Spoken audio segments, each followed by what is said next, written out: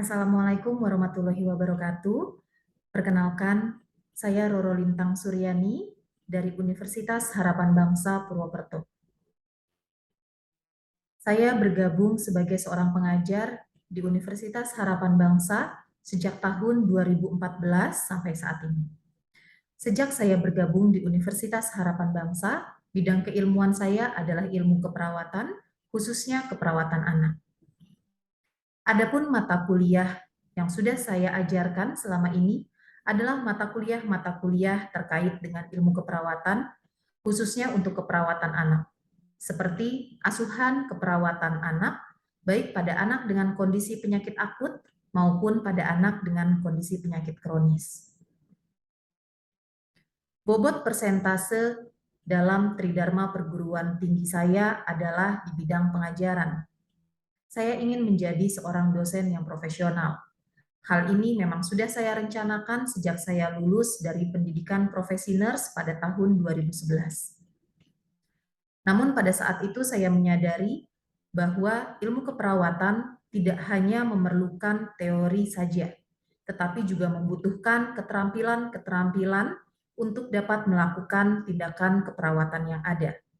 Oleh karena itu, sejak tahun 2011 sampai 2014, saya bekerja sebagai seorang perawat di salah satu rumah sakit swasta di wilayah Jakarta Barat.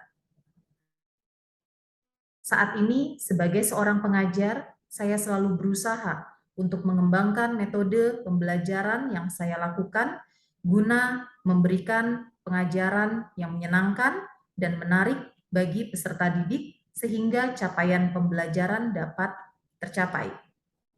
Selain itu, dalam perkuliahan saya juga mengedepankan terkait dengan pembentukan karakter bagi peserta didik saya, sehingga dapat terbentuk peserta didik yang kuat, tangguh, memiliki empati yang tinggi terhadap sesama, disiplin, serta memiliki tanggung jawab yang tinggi.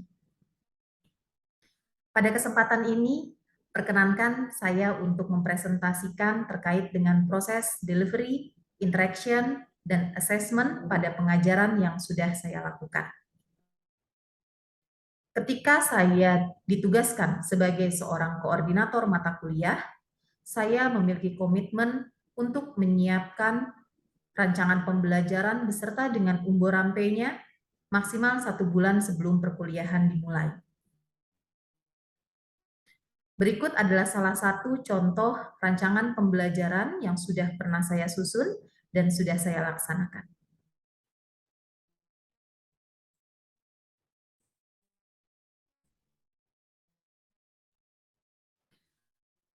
Berikut adalah rancangan pembelajaran untuk mata kuliah asuhan keperawatan anestesiologi pada pembedahan pediatrik dan maternitas.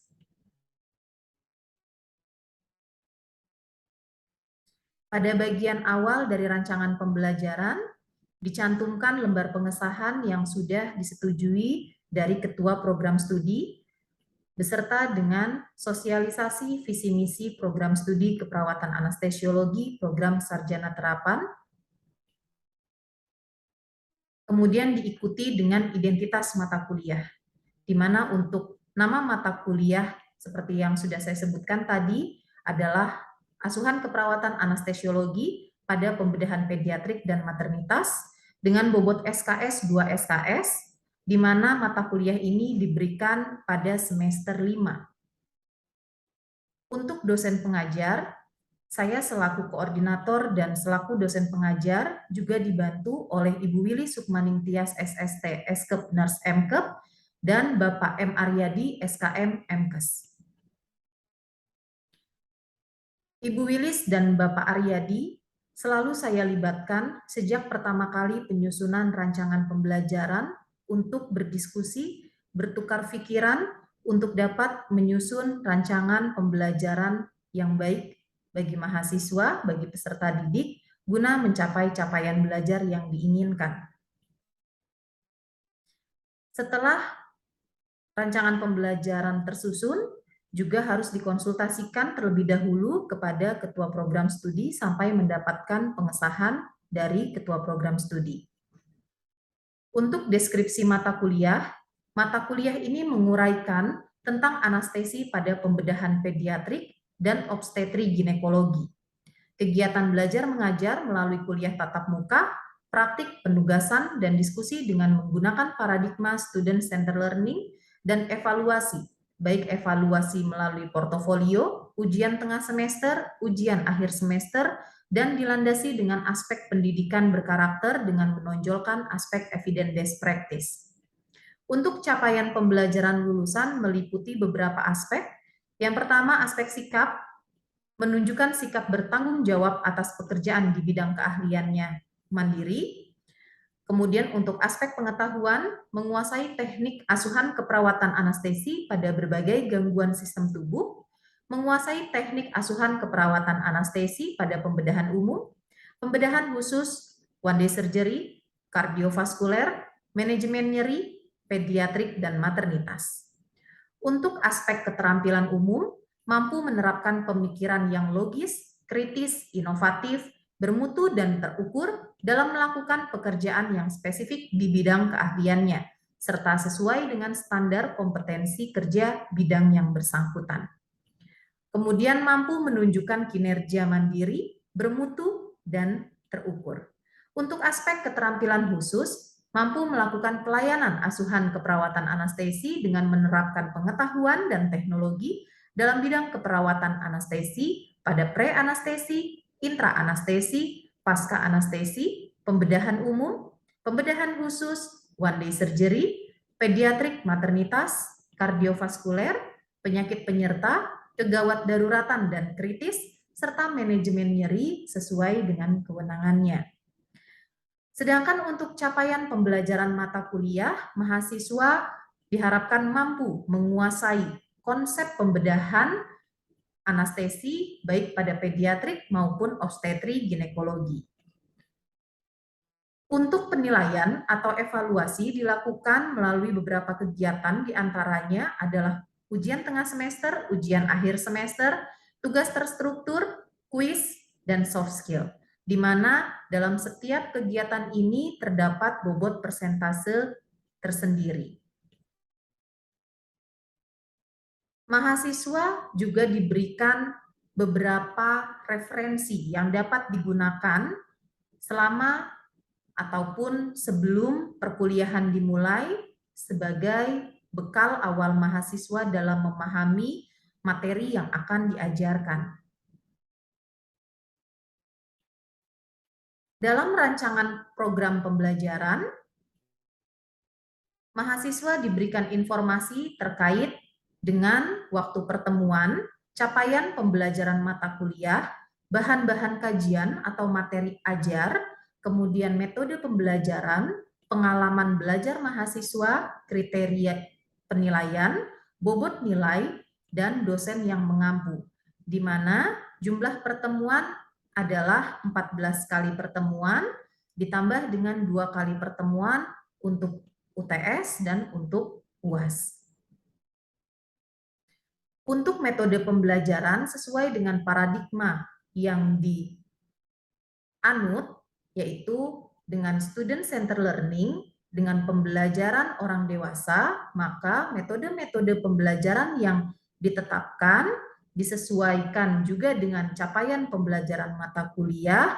Ada beberapa metode pembelajaran yang disediakan, di antaranya discovery learning, kemudian studi kasus, dan untuk tindakan-tindakan keperawatan yang harus dilakukan, metode pembelajarannya menggunakan demonstrasi dan redemonstrasi.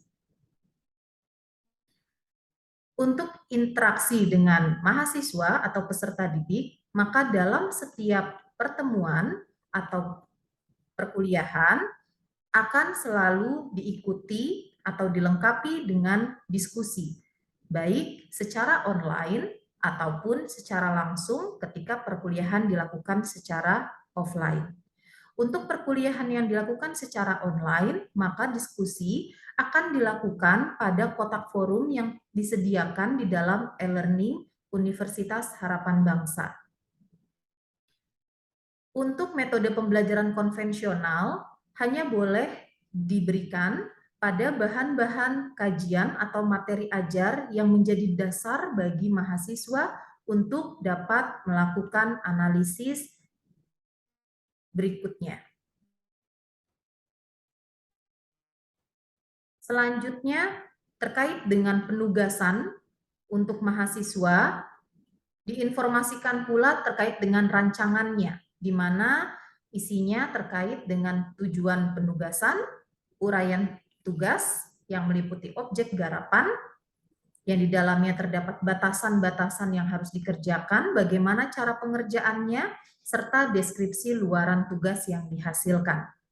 Selain itu, dalam rancangan tugas, mahasiswa juga diinformasikan terkait kriteria penilaian, di mana mahasiswa dapat melihat apa saja rubrik penilaian yang dijadikan pedoman bagi dosen atau pengajar dalam memberikan penilaian terhadap tugas yang sudah dikerjakan.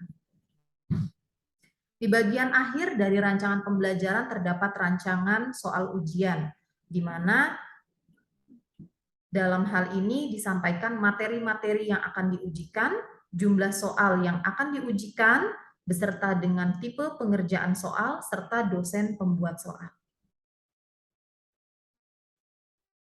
Demikian salah satu contoh rancangan pembelajaran yang sudah disusun dengan prinsip delivery, interaction, dan assessment. Berikutnya, perkenankan saya untuk dapat memberikan salah satu contoh pengajaran yang saya lakukan untuk mata kuliah asuhan keperawatan anestesiologi pada pembedahan pediatrik dan maternitas untuk bahan kajian Family Center Care. Untuk pengajaran kali ini dilakukan secara online melalui video pembelajaran.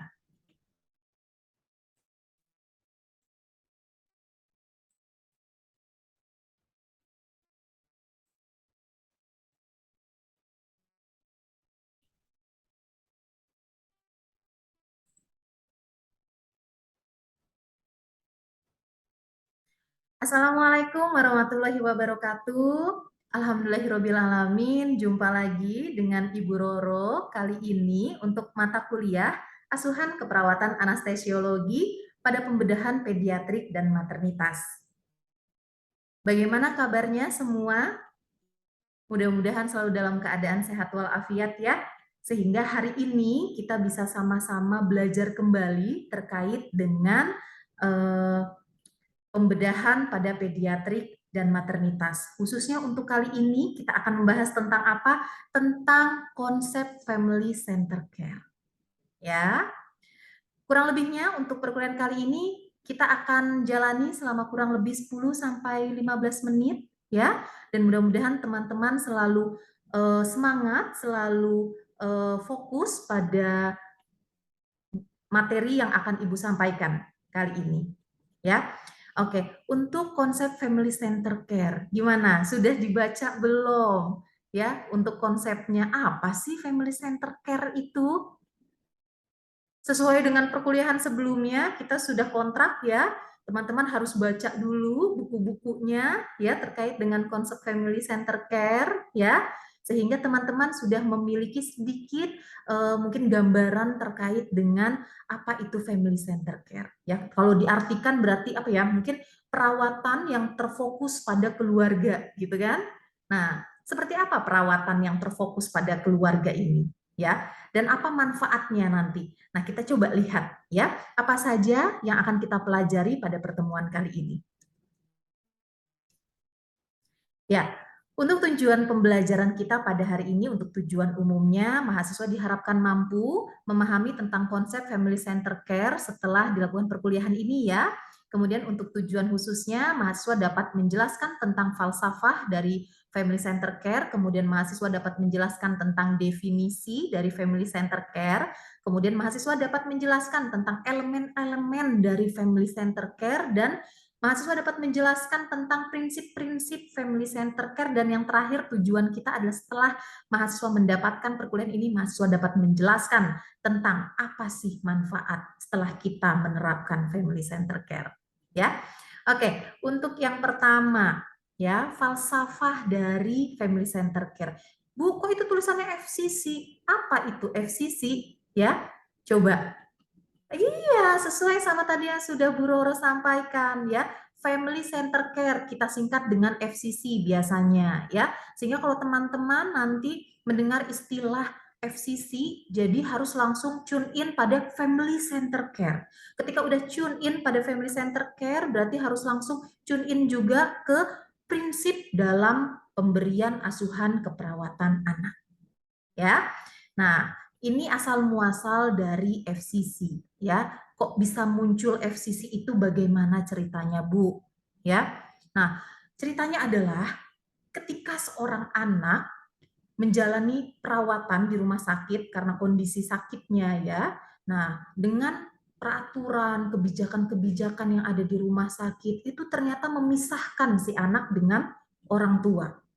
Ya, perpisahan inilah yang membuat anak mengalami dampak psikologis. Kenapa bisa ada dampak psikologis pada anak? Bayangkan ya, teman-teman semua masih kecil, usia 5 tahun, 6 tahun, kemudian ditinggal sendirian di lingkungan yang asing buat teman-teman, orang-orangnya asing, dengan tindakan-tindakan yang menyakitkan seperti pemasangan infus, injeksi, dan lain-lainnya. Ya, nah itu akan membuat kecemasan buat si anak. Ya, nah, ketika si anak ini memiliki tingkat cemas yang tinggi, itu menjadi stres bagi orang tua. Kalau orang tua sudah stres, itu akan berdampak lagi ke si anak. Ya, anak kemudian akan menjadi semakin lebih stres. Ketika lingkaran itu berputar terus, ya dampak psikologis ini akibatnya apa? Untuk perawatan anak menjadi lama di rumah sakit. Ya, kualitas pemberian asuhannya pun tidak bagus sehingga proses kesembuhan anak tidak maksimal. Nah, karena itulah sehingga dicetuskan suatu prinsip dalam memberikan perawatan kepada anak, yaitu family center care, di mana petugas kesehatan melihat bahwa petugas kesehatan ini perlu bekerja sama dengan orang tua untuk memberikan perawatan yang terbaik bagi si anak, sehingga anak ini bisa memperoleh kesembuhan yang lebih cepat. Masa perawatannya lebih singkat. Ya, kalau cepat pulang ke rumah, cepat sehat kembali, anak ini akan kembali bermain di rumah, ya, berkumpul kembali dengan keluarganya, mendapatkan rasa aman lagi, ya, kemudian tumbuh kembangnya pun bisa maksimal. Ya, jadi prinsip Family Center Care atau FCC ini sangat berfokus pada keluarga dan anak, ya, dengan berkolaborasi dengan petugas kesehatan. Untuk definisinya, gimana? Sudah ada yang tahu definisinya apa? Iya, kan sudah baca ya di buku-buku referensinya ya. Jadi FCC ini adalah perawatan yang berpusat pada keluarga, ya, mengakui bahwa keluarga itu adalah konstanta dalam kehidupan anak, ya. Anak dengan segala keterbatasannya, ya, kognitifnya, mekanisme coping dan lain-lainnya itu selalu merasa mengakui bahwa keluarga adalah tempat yang paling aman buat anak. Ya. Nah, oleh karena itu, pelaksanaan intervensi pada keperawatan anak itu menggunakan pendekatan family center care dalam segala hal, dalam segala intervensi yang kita lakukan. Kalau kita bisa kolaborasikan dengan keluarga, akan kita maksimalkan kolaborasi dengan keluarga, ya. Karena kenapa? Keluarga di dalam prinsip FCC itu diberikan kewenangan untuk terlibat dalam perawatan anak dengan latar belakang pengalaman, keahlian, dan kompetensi yang dimiliki oleh keluarga, diharapkan keluarga dapat memberikan efek atau manfaat yang positif bagi anak, ya, sehingga nanti kewenangan ini juga memberikan kesempatan kepada keluarga untuk memahami, mengidentifikasi, oh ternyata saya punya kekuatan, saya punya kelebihan dalam memberikan perawatan kepada anak. Ketika anak dirawat di rumah sakit tidak hanya menyerah pada petugas kesehatannya saja, ya, sehingga sebagai orang tua merasa kita tidak punya kewenangan dalam merawat anak kita, padahal itu anak kita sendiri, gitu kan? Nah, di dalam prinsip FCC ini orang tua diberikan kewenangan itu, ya, tapi tetap dengan batasan-batasan tertentu sesuai dengan kompetensinya.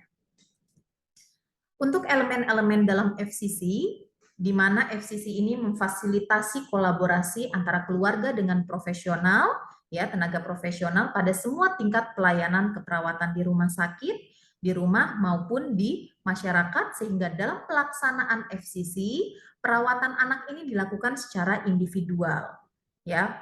Implementasinya dikembangkan dan program-programnya dievaluasi itu sesuai dengan kebutuhan perawatan anak, ya.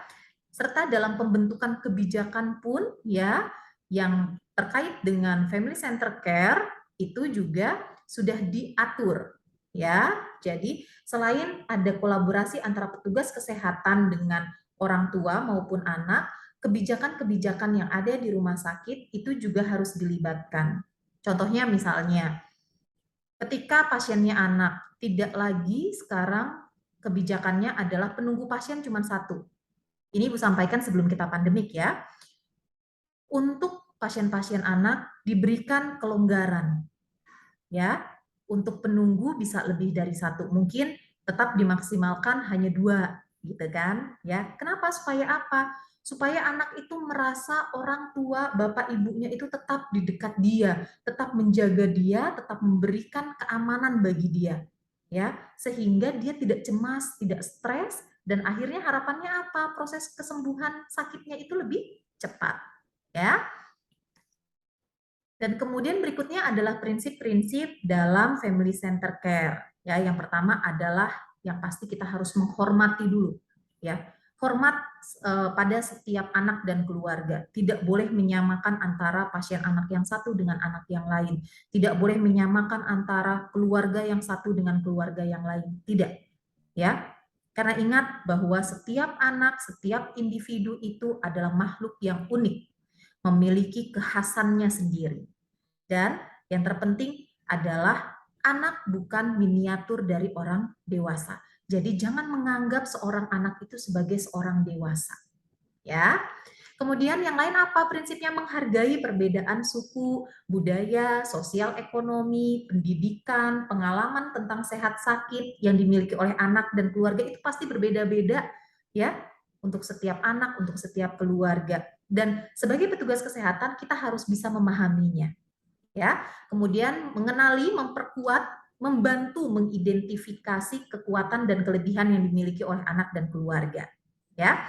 Kemudian mendukung dan memfasilitasi pilihan yang dipilih oleh anak dan keluarga terkait dengan pelayanan kesehatannya, menjamin pelayanan yang diperoleh oleh anak dan keluarga itu sesuai dengan kebutuhannya, sesuai dengan keyakinan, nilai, dan budayanya, melaksanakan kolaborasi antara anak dan keluarga dalam berbagai hal, mulai dari penyusunan program, pengembangan program, evaluasi, dan lainnya.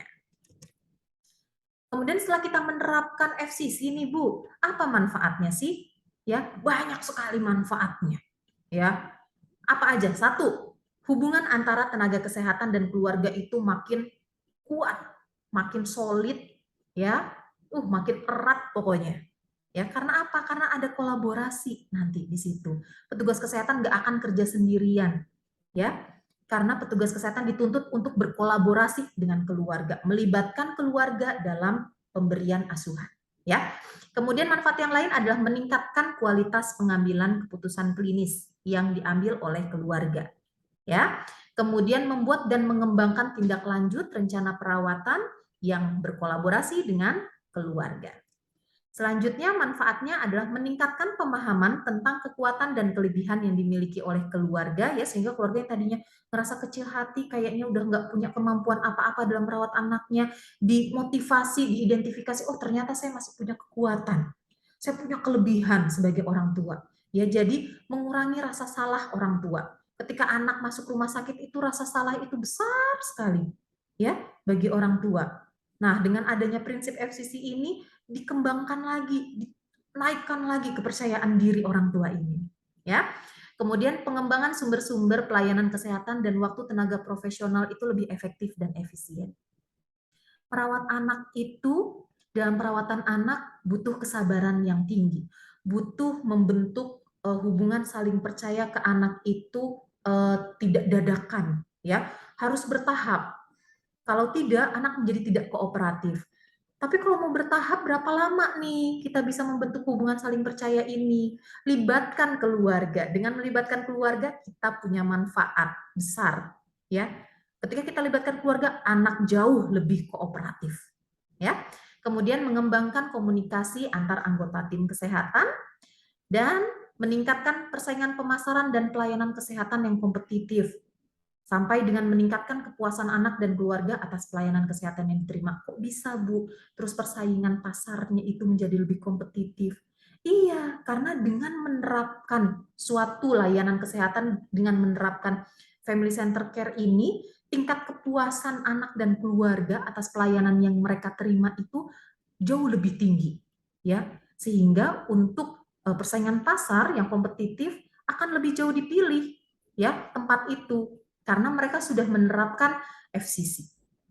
Gitu ya.